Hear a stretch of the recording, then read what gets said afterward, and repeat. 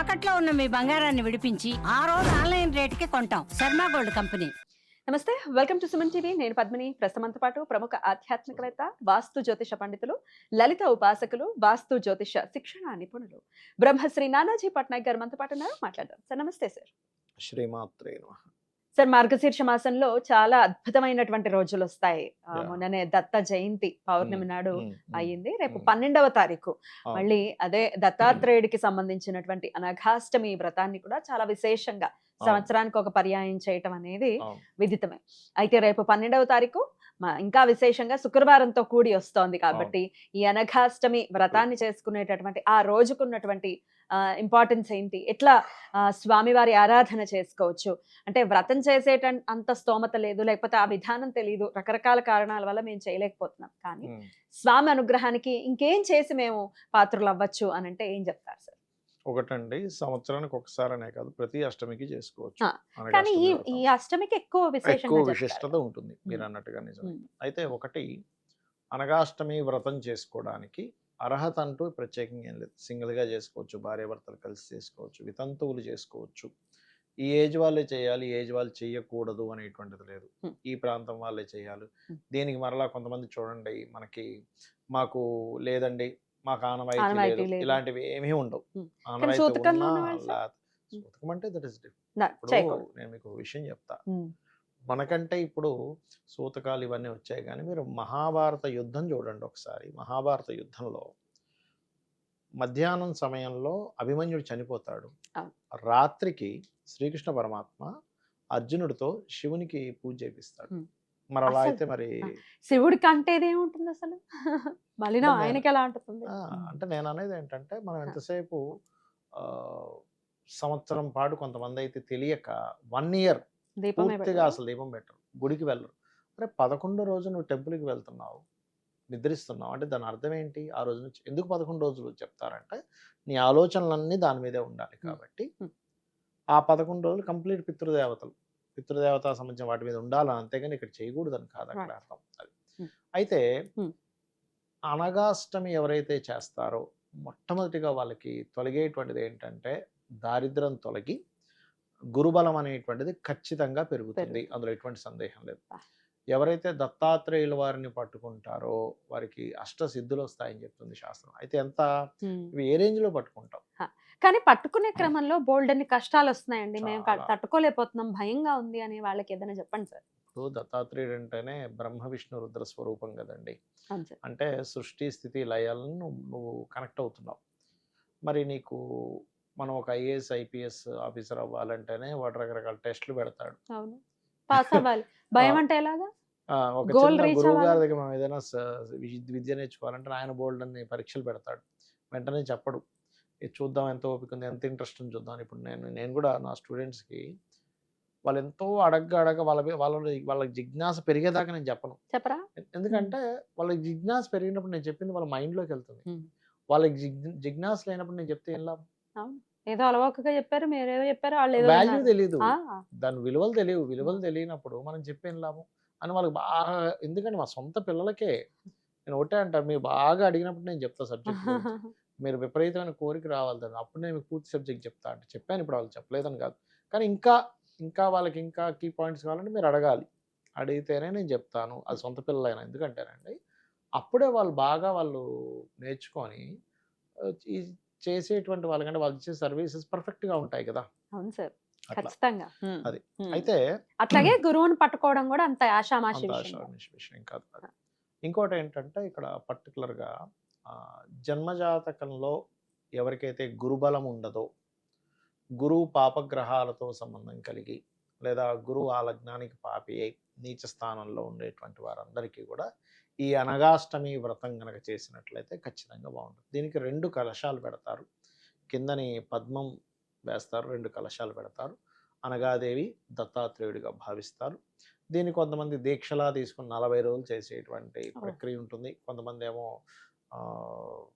అష్టమి to అష్టమి చేసేవాళ్ళు ఉంటారు, అష్టమి to అమావాస్య చేసేవాళ్ళు ఉంటారు. కొన్ని శక్తి దేవత ఆరాధనలు మాత్రం అష్టమి టు అమావాస్య చేస్తారు చెప్పాలంటే. అయితే ఈ అనగాష్టమి వ్రతం చేసినప్పుడు చాలా మందికి ఏంటంటే, ఏమండి పలానా నైవేద్యమే పెట్టాలంట కదా అంటారు. దత్తాత్రేయుల వారే ఒకసారి ఒక నిరుపేద కుటుంబానికి అనగాష్టమి వ్రతం చేయించి మీ దగ్గర ఉన్నది పెట్టండి అమ్మా అని చెప్పాడు ఆయన. ఇంకా మనకు అంతకంటే ఇంకేం కావాలి? ఒకవేళ ధనం లేదు అనుకో ఉంది, చక్కగా అరటిపళ్ళు, మామిడి పళ్ళు, అంటే పళ్ళకి సంబంధించిన ఎక్కువగా పెట్టాలని మామిడి చెప్తుంది. పళ్ళు ఇప్పుడు దొరకగానే అరటిపళ్ళు. అరటిపళ్ళు పెట్టొచ్చు, అరటిపళ్ళు పెట్టొచ్చు. మామిడి పళ్ళు సీజన్ లో కనుక మీరు ఉన్నప్పుడు చేస్తుంటే చేస్తే ఏదైనా అష్టమి రోజు చేస్తుంటే ఆ రోజు అది కూడా పెట్టవచ్చు, తప్పేం రైట్ లేదు. సార్. అదే విధంగా శనగలతో చేసినటువంటి పదార్థాలు పెట్టాలని చెప్తుంది గురువు శాస్త్రం. కదా. గురువు కాబట్టి శనగలు, పెసలు, పెసలు కూడా చేయమని చెప్తుంది శాస్త్రం. అదే రకంగా పసుపు రంగు పుష్పాలు వాడాలి, పసుపు రంగు వస్త్రం ధరించాలని చెప్తుంది. అంటే ఇవన్నీ ఏంటంటే అడిషనల్. కానీ మీకు ఫైనల్గా ఉండేది ఏంటి, ఎలా దొరుకుతుంది మీకు అమ్మవారు అంటే ఏదైనా దేవతా స్వరూపం మీకు ఎలా ప్రసన్నం అవుతుందంటే మనకు లలితా సహస్రనామాల్లో చెప్పినట్టుగా భక్తి గమ్య భక్తి వస్య, అంటే భక్తికే నువ్వు చేరుకోగలవు, భక్తితోనే ఆ గమ్యాన్ని నువ్వు చేరుకోగలవు. భక్తి ద్వారానే నీకు వశ్యం అవుతుంది అమ్మవారు. అమ్మవారు కావచ్చు, దత్తాత్రేయుడు కావచ్చు, అనగాదేవి ఎవరైనా కానివ్వండి. అంటే భక్తి ఈజ్ మోస్ట్ ఇంపార్టెంట్. ఇవాళ రేపు మనకి స్పిరిచువల్లో పోయి రిచువల్ మాత్రమే మిగులుతుంది. ఆ స్పిరిట్ ఎక్కడ పోయింది స్పిరిచువల్ లో? ఆ స్పిరిట్ లేకపోవడం భక్తే స్పిరిట్ భక్తే ఆవిరైపోకూడదు, ఆ స్పిరిట్ పోకూడదు. ఓన్లీ రిచువల్స్ మనం చేస్తున్నాము, భగవంతుడు మనకి ఎటువంటి కోరిక తీర్చట్లేదు. ఎగ్జాక్ట్లీ ఇదే ఆన్ దిస్ నోట్ సార్, మేము చేస్తున్నామండి బాగా నమ్మకంగా చేస్తున్నాం కానీ మాకు ఫలించట్లేదు అనేవాళ్ళు ఉంటారు, కమెంట్స్ లో రాస్తూ ఉంటారు. ఎందువల్ల సార్ ఇదేనా కారణం? అంటే ఏం లేదండి, ఇక్కడ మనము కోరికతో చేస్తాం. అయితే పరమాత్మ ఆల్రెడీ శ్రీకృష్ణ పరమాత్మ భగవద్గీతలో చెప్పాడు, చాలా స్పష్టంగా చెప్పేశాడు ఆయన. ఆర్తులు అంటే ఆర్తితో చేసేవాళ్ళు, జిజ్ఞాసువులు జిజ్ఞాసతో చేసేవాళ్ళు, అర్థము కామం కోసం చేసే అర్ధకాములు, జ్ఞానులు. అన్నిటికంటే ఏది బెస్ట్ అంటే జ్ఞానం. ఎందుకండి చాలామంది నన్ను అడుగుతుంటారు, ఏమంటే ఎందుకు చేయాలి మేము పూజ? మొన్నైతే ఒక ఆవిడకి ఇట్లాగే ఇబ్బందుల్లో ఉంటే అమ్మ మీరు ఈ మంత్రం చదువుకోండి అంటే, అలా కాదండి ఇప్పుడు నేను కష్టం ఉన్నానని నేను పట్టుకోవాలి భగవంతుని అంటది. అంటే నేను అన్నా అలా కాదమ్మా, మీకు ఆకలేసింది ఎవరిని అడుగుతారు? ఆకలేసింది బట్ అమ్మని అడగాల అంటే తప్పదు, అడగాలి. నీకు తల్లిదండ్రులు వాళ్ళు ఎలాగో జగత పితరవు వందే పార్వతీ పరమేశ్వరు, ఈ జగత్తుకు వాళ్ళు పార్వతీ పరమేశ్వరులు. అది మీరు విష్ణు రూపంలో చూస్తున్నారా ఆ యొక్క పరమేశ్వరుణ్ణి, లేకపోతే మీరు ఇంకో రూపంలో అనగాదేవి రూపంలో చూస్తున్నారా, లేకపోతే ఇంకో గణపతి రూపంలో చూస్తున్నారా, అది మీకుండేటువంటి ఇష్టత మీకుండేది, కాకపోతే అంతటా ఉండేది ఆయనే. నువ్వు చెయ్యాలమ్మా అంటే, లేదు సార్ నేను అన్ని కష్టాలు దిగి ప్రశాంతంగా ఉంటేనే చేస్తా అంటది ఆవిడ. అలా కాదమ్మా, మీకు అర్థం కావట్లేదు, మీరు అనుకుంటున్నారేమో అయ్యో నేను ఇలా చేస్తే అంటే. ఆవిడ పాయింట్ ఏంటంటే నేను కష్టాల్లో ఉన్నాను కాబట్టి పట్టుకోవడం ఏమిటి అంటే, నాకు ఇది ఇప్పుడు స్వార్థం అవుతుంది కదా. మంచి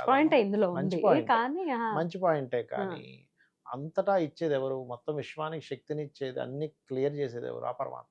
నువ్వు పట్టుకోవడంలో తప్పేముంది? నీకు దురాశ ఇంకోటిది రావాలని నువ్వు పట్టుకుంటే తప్పది.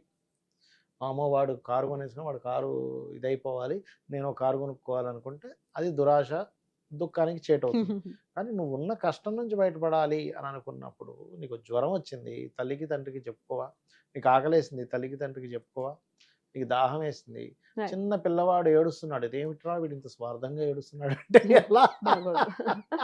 అంటే ఆవిడ పాయింట్ ఏంటంటే, ఇంతకు ముందు నేను పట్టుకోలేదు, సడన్ గా కష్టం రాగానే పట్టుకోవడం గిల్ట్ కాన్షియస్ లో ఉన్నారు. గిల్ట్ కాన్షియస్ లో ఉంది, కానీ ఈ గిల్ట్ కాన్షియస్ చాలా మందికి ఉంటుందండి. ఇంకొక రకమైన గిల్ట్ కాన్షియస్ ఏముంటుందంటే, ఇంత చేస్తున్నా నన్ను పరమాత్మ పట్టించుకోవట్లేదు అనేటువంటిది ఉంటుంది. అయితే నేను ఒకటే, మీరు మిమ్మల్ని అంటే మీరు అంతగా పట్టుకున్నారా భగవంతుని ఫస్ట్ తెలియాలి. అంటే ఏంటి, మీరు కదిలినా విదిలినా చూసుకునే అంతగా పట్టుకున్నాడా? ఎప్పుడు పట్టుకుంటాడు? అంతా శరణ. ఇప్పుడు చిన్న పిల్లవాడు ఉన్నాడండి, మీకు బాబు ఉన్నాడు, బాబు పాప కదా, చిన్నగా ఉన్నప్పుడు మీరు చాలా అలర్ట్గా ఉంటారు. అంటే ఏంటి, మొత్తం నా మీద ఆధారపడి ఉన్నాడు అన్నప్పుడు. అలా కూడా కొంచెం పెద్ద అయ్యాడు అనుకోండి, మీరు ఎందుకు పట్టించుకుంటారు? పెద్ద అయ్యాడు, వాడు తిరుగుతున్నాడు అని. అట్లాగే మనమే అన్ని చూసుకోగలమని ఉన్నప్పుడు ఓకే కాన్ఫిడెంట్ ఉన్నావు కదా, అలాగే నువ్వు కానీ అని అలా ఉంటాడు.